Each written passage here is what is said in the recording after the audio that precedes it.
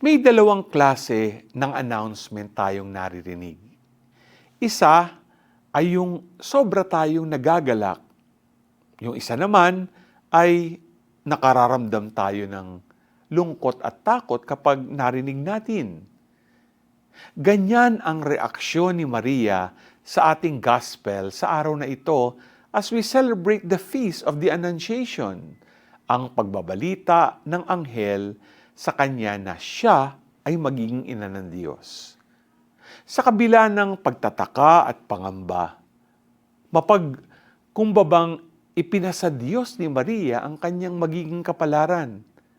Pinanghawakan niya ang awa ng Diyos.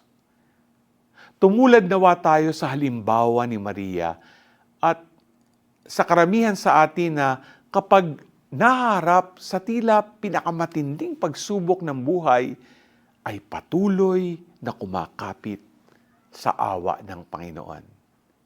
Hindi maiiwasan ang mangamba, pero patuloy nawa tayong umasa sa awa ng mahabaging Diyos. G ka ba?